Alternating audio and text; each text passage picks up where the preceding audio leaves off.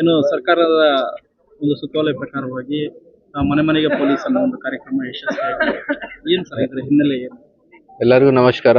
ಇವತ್ತು ದಿನ ನಾವು ನಮ್ಮ ಚಿಕ್ಕಬಳ್ಳಾಪುರ ಡಿಸ್ಟಿಕ್ ಅಲ್ಲಿ ದಿಬ್ಬೂರಲ್ಲಿ ಪೊಲೀಸ್ ಸ್ಟೇಷನ್ ಲಿಮಿಟ್ಸ್ ಅಲ್ಲಿ ಬಾಶೆಟ್ಟಿಹಳ್ಳಿ ಊರಲ್ಲಿ ಒಂದು ಮನೆ ಮನೆಗೆ ಪೊಲೀಸ್ ಪ್ರೋಗ್ರಾಮ್ಗೆ ಚಾಲನೆ ಮಾಡಿದ್ದೀವಿ.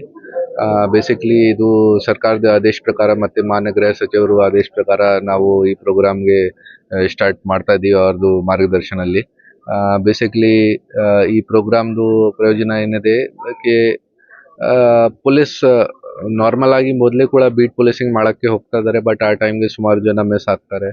ಸೊ ಈಗ ಈ ಮನೆ ಮನೆಗೆ ಪೊಲೀಸಿಂಗ್ ಅಲ್ಲಿ ಈ ತರ ಕೂಡ ಆ್ಯಡ್ ಆಗಿದೆ ಕಿ ಮನೆಗೆ ಹೋಗಿ ಪೊಲೀಸ್ ಭೇಟಿ ಮಾಡ್ತಾರೆ, ಜನರ ಜೊತೆ ಮಾತಾಡ್ತಾರೆ, ಅವರಿಗೆ ಕಾನ್ಫಿಡೆನ್ಸ್ ಅಲ್ಲಿ ತಗೋತಾರೆ, ಅವ್ರದ್ದು ಸಹಕಾರ ಕೇಳ್ತಾರೆ, ಏನಾದರೂ ಸಮಸ್ಯೆ ವಗೇರಾ ಇದೆ ಅವ್ರದ್ದು ಸಮಸ್ಯೆ ಕೇಳ್ಕೊಂಡು ಅದನ್ನು ಹೆಲ್ಪ್ ಮಾಡೋಕ್ಕೆ ಟ್ರೈ ಮಾಡ್ತಾ ಇದ್ದಾರೆ.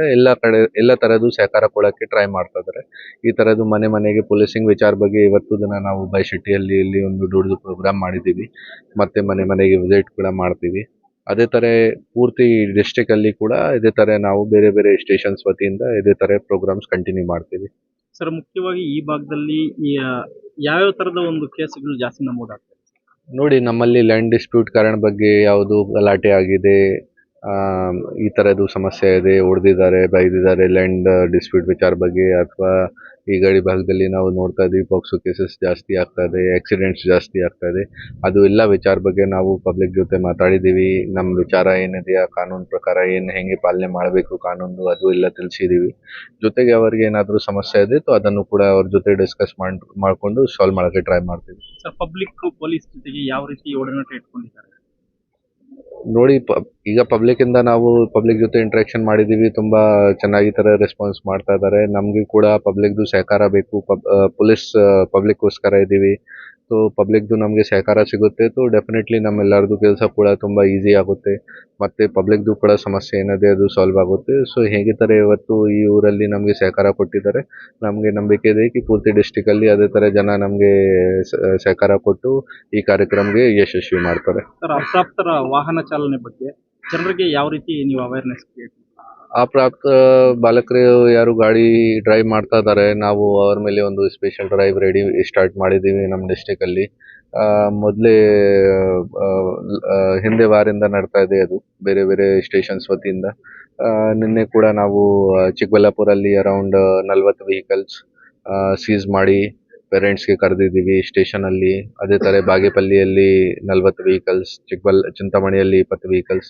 ಯಾರು ಮಕ್ಕಳು ಗಾಡಿ ಡ್ರೈವ್ ಮಾಡ್ತಾ ಇದ್ದಾರೆ ಅಂದರೆ ಅವರ ಹತ್ರ ಲೈಸೆನ್ಸ್ ಇಲ್ಲ ಅಥವಾ 18ಇಂದ ಕಡಿಮೆ ಏಜ್ ಇದೆ ಅವರಿಗೆ ಗಾಡಿ ಸೀಸ್ ಮಾಡಿ ಸ್ಟೇಷನ್ ಕರ್ಕೊಂಡು ಬಂದಿದ್ದೀವಿ. ಸ್ಟೇಷನಲ್ಲಿ ಅವ್ರ ಪೇರೆಂಟ್ಸ್ಗೆ ಕರೆದು ಅವ್ರ ಜೊತೆ ಮಾತಾಡಿದ್ದೀವಿ. ಮೋಟಾರ್ ವೆಹಿಕಲ್ ಆ್ಯಕ್ಟ್ ಪ್ರಕಾರ ಏನು ಕಾನೂನು ಇದೆಯಾ, 25,000 ಫೈನ್ ಇದೆ, 3 ವರ್ಷದ್ದು ಸಜಾ ಇದೆ, ಲೈಸೆನ್ಸ್ ಕ್ಯಾನ್ಸಲ್ ಆಗುತ್ತೆ, ಗಾಡಿ ಸೀಸ್ ಆಗುತ್ತೆ, ಅದು ಎಲ್ಲ ವಿಚಾರ ತಿಳಿಸಿದ್ದೀವಿ. ಮತ್ತು ಅವರೆಲ್ಲರ ಜೊತೆ ಮನವಿ ಮಾಡಿದ್ದೀವಿ ದಯವಿಟ್ಟು ಮಕ್ಕಳಿಗೆ ಈ ಥರ ಗಾಡಿ ಕೊಡಬಾರ್ದು, ಸುಮಾರು ಆಕ್ಸಿಡೆಂಟ್ಸ್ ಆಗ್ತಾ ಇದೆ, ಮತ್ತು ಕಾನೂನು ಪಾಲನೆ ಮಾಡಬೇಕು, ಕಾನೂನು ಬಾಹಿರಾಗಿ ಈ ಥರ ಕೆಲಸ ಮಾಡಬಾರ್ದು. ಸೊ ಈ ಥರ ಎಚ್ಚರಿಕೆ ಕೊಟ್ಟಿದ್ದೀವಿ.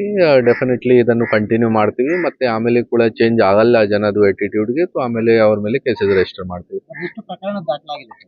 ನಾವು ಸ್ಟಾರ್ಟಿಂಗಲ್ಲಿ 3 ಕೇಸಸ್ ರಿಜಿಸ್ಟರ್ ಮಾಡಿದ್ದೀವಿ ಚಿಕ್ಕಬಳ್ಳಾಪುರಲ್ಲಿ. ಆಮೇಲೆ ನಾವು ಸ್ವಲ್ಪ ಅವೇರ್ನೆಸ್ ಮೊದಲೇ ಕ್ರಿಯೇಟ್ ಮಾಡಬೇಕು, ಅರಿವು ಕಾರ್ಯಕ್ರಮ ಮಾಡಬೇಕು. ಈ ಕಾರಣ ಬಗ್ಗೆ ನಾವು ಸೀಸ್ ಮಾಡ್ತಾ ಇದ್ದೀವಿ ಗಾಡಿ, ಮಕ್ಕಳಿಗೆ ಮತ್ತು ಪೇರೆಂಟ್ಸ್ಗೆ ಕರೆದು ಅವರಿಗೆ ಎಚ್ಚರಿಕೆ ಕೊಡ್ತಾ ಇದ್ದೀವಿ. ಬಟ್ ನೆಕ್ಸ್ಟ್ ವೀಕಿಂದ ನಾವು ಕಂಟಿನ್ಯೂಸ್ ಆಗಿ ಕೇಸಸ್ ಮಾಡ್ತೀವಿ. ಈ ಭಾಗದಲ್ಲಿ ಪೋಕ್ಸೋ ಪ್ರಕರಣಗಳು ಹೆಚ್ಚಾಗ್ತಾ ಇದೆ. ಇಲ್ಲಿ ಅವೇರ್ನೆಸ್ ಎಷ್ಟು ಹೆಚ್ಚಾಗ್ತಾ ಇದೆಯೋ ಅದು ಅಷ್ಟೇ ಹೆಚ್ಚಾಗ್ತಾ ಇದೆ. ನೋಡಿ, ಪೋಕ್ಸೋ ಕೇಸ್ ವಿಚಾರ ಬಗ್ಗೆ ಎಲ್ಲ ಬೇರೆ ಬೇರೆ ಡಿಪಾರ್ಟ್ಮೆಂಟ್ ಜೊತೆಯಿಂದ ಕೂಡ ನಮಗೆ ಸಹಕಾರ ಬೇಕು. ಮಾನ್ಯ DC ಸರ್ ಜೊತೆ ನಾವು ಡಿಸ್ಕಸ್ ಮಾಡಿದ್ದೀವಿ. ನಾವು ಒಂದು ಜಾಯಿಂಟ್ ಟೀಮ್ ಮಾಡಿ ಇದನ್ನು ಟ್ಯಾಕಲ್ ಮಾಡೋಕ್ಕೆ ಟ್ರೈ ಮಾಡ್ತಾ ಇದ್ದೀವಿ. ಬೇಸಿಕ್ಲಿ ಎಜುಕೇಷನ್ ಡಿಪಾರ್ಟ್ಮೆಂಟ್ ಇದೆ, ಹೆಲ್ತ್ ಡಿಪಾರ್ಟ್ಮೆಂಟ್ ಇದೆ, ಅದೇ ಥರ ಊರಲ್ಲಿ ನಾವು ನೋಡ್ತಾ ಇದ್ದೀವಿ ಆಶಾ ಕಾರ್ಯಕರ್ತ ಇದ್ದಾರೆ, PDOs ಇರ್ತಾರೆ, ವಿಲೇಜ್ ಅಸಿಸ್ಟೆಂಟ್ ಇರ್ತಾರೆ, ನಮ್ಮ ಪೊಲೀಸ್ ಬೀಟ್ ಸಿಬ್ಬಂದಿ ಇರ್ತಾರೆ. ಅವರಿಗೆ ಜೊತೆಗೆ ಕಲಿಸಿ ಸ್ಕೂಲಲ್ಲಿ ಮಕ್ಕಳ ಜೊತೆ ಮಾತಾಡ್ತಾ ಇದ್ದೀವಿ. ಅದೇ ಥರ ಪೇರೆಂಟ್ ಜೊತೆ ಮನವಿ ಮಾಡ್ತಾ ಇದ್ದೀವಿ ಕಿ ಬಾಲ್ಯ ವಿವಾಹ ಯಾವುದು ಕಾರಣಕ್ಕೆ ಬಾಲ್ಯ ವಿವಾಹಕ್ಕೆ ಹೋಗಬಾರ್ದು, ಮಾಡಬಾರ್ದು, ಆ ಥರ ಎಲ್ಲ ಅವೇರ್ನೆಸ್ ಕ್ರಿಯೇಟ್ ಮಾಡ್ತಾ ಇದ್ದೀವಿ. ಡೆಫಿನೆಟ್ಲಿ ರಿಸಲ್ಟ್ ಸಿಗುತ್ತೆ ಫ್ಯೂಚರಲ್ಲಿ, ಡೆಫಿನೆಟ್ಲಿ ಕಡಿಮೆ ಆಗುತ್ತೆ ನಮ್ಮ ಡಿಸ್ಟ್ರಿಕ್ಟಲ್ಲಿ. ಸರ್ ಗಡಿ ಪ್ರದೇಶ ಆಗಿರೋದ್ರಿಂದ ಏನು ಇಸ್ಪೀಟು ಮತ್ತು ಕೋಳಿ ಪಂದ್ಯಗಳು ಜೊತೆಗೆ ಡ್ರಗ್ ಎಲ್ಲ ಇದೆಯಲ್ಲ ಸರ್? ನಮ್ಮ ಚಿಕ್ಕಬಳ್ಳಾಪುರ ಡಿಸ್ಟಿಕಲ್ಲಿ ನಾವು ರೆಗ್ಯುಲರ್ ಆಗಿ ಪ್ರತಿದಿನ ಆ, ಈ ಅಕ್ರಮ ಚಟುವಟಿಕೆ ಮೇಲೆ ಎಕ್ಸೈಸ್ ಅಲ್ಲಿ ಅಥವಾ ಗ್ಯಾಮ್ಲಿಂಗ್ ಇರಲಿ ರೆಗ್ಯುಲರ್ ಆಗಿ ಗಾಂಜಾ ಇದೆಯಾ ಬೇರೆ ಯಾವುದು ಡ್ರಗ್ಸ್ ಇದೆ ರೆಗ್ಯುಲರ್ ಆಗಿ ಕೇಸಸ್ ಮಾಡ್ತಾ ಇದ್ದೀವಿ. ಈ ವರ್ಷ ಆಲ್ರೆಡಿ ನಾವು ನಮ್ಮ ಹಳೆ ಪೊಲೀಸ್ದು ಫಿಗರ್ಸ್ ಏನಿದೆ ಅಂಕಾಂಶ ಏನಿದೆ ಈ ಲಾಸ್ಟ್ ಇಯರ್ ಎಷ್ಟು ಕೇಸಸ್ ರಿಜಿಸ್ಟರ್ ಮಾಡಿದ್ದಾರೆ ಅದಕ್ಕಿಂತ ಹೆಚ್ಚಿನ ಸಂಖ್ಯೆಯಲ್ಲಿ ಆಲ್ರೆಡಿ ಈ 6 ತಿಂಗಳಲ್ಲಿ ನಾವು ಕೇಸಸ್ ರಿಜಿಸ್ಟರ್ ಮಾಡಿದ್ದೀವಿ ಎಕ್ಸೈಸ್ದು ಮತ್ತೆ ಗ್ಯಾಮ್ಲಿಂಗ್ದು. ಮತ್ತೆ ಪ್ರತಿದಿನ ಕ್ರಮ ತಗೊಳ್ತಾ ಇದ್ದೀವಿ ಅಕ್ರಮ ಚಟುವಟಿಕೆಗಳ ಮೇಲೆಗೆ. ಸೊ ಅದೇ ಥರ ಗಾಂಜಾದು ಇದೆ. ಗಾಂಜಾದು ಕೂಡ ಈ ವರ್ಷ ಆಲ್ರೆಡಿ 60 kg ಗಾಂಜಾ ಸೀಸ್ ಆಗಿದೆ, ಸುಮಾರು ಕೇಸಸ್ ಆಗಿದೆ. ಕಂಟಿನ್ಯೂಸ್ ಆಗಿ ನಾವು ಎಫರ್ಟ್ಸ್ ಮಾಡ್ತಾ ಇದ್ದೀವಿ. ಪಬ್ಲಿಕ್ ಇಂದ ಕೂಡ ಸಹಕಾರ ಕೇಳ್ತಾ ಇದ್ದೀವಿ. ಡೆಫಿನೆಟ್ಲಿ ಸೋಷಲ್ ಈವಲ್ಸ್ ಏನಿದೆ ಈ ಥರದ್ದು ಕ್ರೈಮ್ಸ್ ಎಕ್ಸೈಸ್ ಮತ್ತೆ ಗ್ಯಾಮ್ಲಿಂಗ್ ವಗೇರಾ ಅದನ್ನು ಕೂಡ ಕಡಿಮೆ ಮಾಡೋಕ್ಕೆ ಪ್ರಯಾಸ ಮಾಡ್ತಾ ಇದ್ದೀವಿ. ಶಿಡ್ಲಘಟ್ಟ ಟೌನ್ ಅಲ್ಲಿ ಮಾತ್ರ ಸಾರ್ವಜನಿಕರ ಕುಂದುಕೊರತೆಗಳಾಗುತ್ತೆ, ಹಳ್ಳಿ ಮಟ್ಟದಲ್ಲಿ ಆಗಲ್ಲ ಅಂತ ಹೇಳ್ತಾರೆ. ನೋಡಿ, ನಮ್ಮ ಇಲಾಖೆ ವತಿಯಿಂದ ಬೀಟ್ ಸಿಸ್ಟಮ್ ಇದೆ. ಸುಧಾರಿತ ಬೀಟ್ ಸಿಸ್ಟಮ್ ಅಲ್ಲಿ ನ್ಯೂ ಬೀಟ್ ಸಿಸ್ಟಮ್ ಪ್ರಕಾರ ಎಲ್ಲ ಹಳ್ಳಿ ಕಡೆಗೆ ಬೀಟ್ ಸ್ಟಾಫ್ ಕೊಟ್ಟಿದ್ದೀವಿ. ಅವರದು ಇನ್ಚಾರ್ಜ್ ಆಫೀಸರ್ಸ್ ಕೂಡ ಇದ್ದಾರೆ. ನಾವು ಸೀನಿಯರ್ ಆಫೀಸರ್ಸ್ ಕೂಡ ರೆಗ್ಯುಲರ್ ಆಗಿ ಅವರದು ಬೀಟ್ ಡ್ಯೂಟಿಗೆ ಹೋಗಿಲ್ಲ ಅದು ಚೆಕ್ ಮಾಡ್ತಾ ಇದ್ದೀವಿ. ಬೀಟ್ ಡ್ಯೂಟಿ ಕಂಪ್ಲೈಂಟ್ಸ್ ಕೂಡ ಕೊಡ್ತಾ ಇದ್ದಾರೆ ನಮ್ಮ ಸ್ಟಾಫ್. ಸೊ ನಾವು ಕೂಡ ಫಾಲೋ ಅಪ್ ಮಾಡ್ತಾ ಇದ್ದೀವಿ. ಬಟ್ ಆಮೇಲೆ ಕೂಡ ಯಾವುದು ಥರದ್ದು ಫಾರ್ ಎಕ್ಸಾಂಪಲ್ ಸೆಕೆಂಡ್ ಸ್ಯಾಟರ್ಡೇಗೆ ಪ್ರತಿ ತಿಂಗಳು ಸೆಕೆಂಡ್ ಸ್ಯಾಟರ್ಡೇಗೆ SC/ST ಸಭಾ ಮಾಡ್ತಾ ಇದ್ದೀವಿ. ಅದೇ ಥರ ಥರ್ಡ್ ಸ್ಯಾಟರ್ಡೇಗೆ ವಿಕ್ಟಿಮ್ಸ್ ಡೇ ಕುಂದುಕೊರತೆ ಸಭಾ ಮಾಡ್ತಾ ಇದ್ದೀವಿ. ಈ ಥರ ಇಲಾಖೆ ವತಿಯಿಂದ ಆಲ್ರೆಡಿ ಇನ್ಸ್ಟ್ರಕ್ಷನ್ಸ್ ಇದೆ, ಅದನ್ನು ಫಾಲೋ ಮಾಡ್ತಾ ಇದ್ದೀವಿ. ಆಮೇಲೆ ಕೂಡ ಯಾರ್ದು ಕುಂದುಕೊರತೆ ಈ ಥರ ಪೊಲೀಸ್ ಗಮನಕ್ಕೆ ಬಂದಿಲ್ಲ ದಯವಿಟ್ಟು ನಾವು ಎಲ್ಲರೂ ನಮ್ಮ ಫೋನ್ ನಂಬರ್ಸ್ ಸೋಷಿಯಲ್ ಮೀಡಿಯಲ್ಲಿ ಇದೆ, ಆನ್ಲೈನ್ ಇದೆ, ಮತ್ತೆ ಎಲ್ಲ ಕಡೆ ನಮ್ಮ ಮೊಬೈಲ್ ನಂಬರ್ಸ್ ಇದೆ. ದಯವಿಟ್ಟು ನಮಗೆ ಫೋನ್ ಮಾಡಿ ಡೈರೆಕ್ಟ್ ಆಗಿ ನಮಗೆ ತಿಳಿಸ್ಬೇಕು. ಮತ್ತೆ ಹೆಣ್ಣೆದು ಕೇಸಸ್ ಬಗ್ಗೆ ಪಬ್ಲಿಕ್ ಇಂದ ಕೂಡ ಸಹಕಾರ ಬೇಕು. ಪಬ್ಲಿಕ್ ಇಂದ ಸಹಕಾರ ಹೇಗೆ ಬೇಕು ಕಿ ಊರಲ್ಲಿ MRP ಶಾಪ್ ಯಾವುದು ಇದೆ ಅಥವಾ ಲೈಸೆನ್ಸ್ಡ್ ಬಾರ್ ಯಾವುದು ಇದೆ, ಲೈಸೆನ್ಸ್ ಶಾಪ್ ಯಾವುದು ಇದೆ, ಆ ಅಂಗಡಿಗೆ ಬಿಟ್ಟು ಬೇರೆ ಯಾರು ಸೇಲ್ ಮಾಡ್ತಾ ಇದ್ದಾರಾ ಅವರ ವಿಚಾರ ಬಗ್ಗೆ ಮಾಹಿತಿ ಕೊಡಬೇಕು.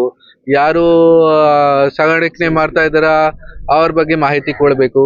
ಪೊಲೀಸ್ ರೆಗ್ಯುಲರ್ ಆಗಿ ಕ್ರಮ ತಗೊಳ್ತಾ ಇದ್ದಾರೆ. ನಿನ್ನೆ ಡೇಟ್ ಅಲ್ಲಿ ಈ ಡಿಸ್ಟ್ರಿಕ್ಟ್ ಅಲ್ಲಿ ನಾವು 15 ಕೇಸ್ ಮಾಡಿದೀವಿ ಎಕ್ಸೈಸ್ದು. 15 ಕೇಸಸ್ ಎಕ್ಸೈಸ್ದು ನಿನ್ನೆ ಆಗಿದೆ. ಈ ವರ್ಷ ಆಲ್ರೆಡಿ ನಾವು ಮೋರ್ ದೆನ್ 400 ಕೇಸಸ್ ಎಕ್ಸೈಸ್ದು ಮಾಡಿದ್ದೀವಿ. ಮತ್ತೆ ಪಬ್ಲಿಕ್ದು ಸಹಕಾರ ಸಿಗುತ್ತೆ तो ಹೆಚ್ಚಿನ ಸಂಖ್ಯೆಯಲ್ಲಿ ಕೇಸ್ ಮಾಡಿಕೊಂಡು ಎಲ್ಲರಿಗೆ ಎಚ್ಚರಿಕೆ ಕೊಟ್ಟು ಇದನ್ನು ಈ ಸಮಸ್ಯೆ ಏನಿದೆ ಅದನ್ನು ಗ್ರಾಸ್ ರೂಟ್ ಲೆವೆಲ್ ಇಂದ ಕ್ಲೋಸ್ ಮಾಡ್ತೀವಿ.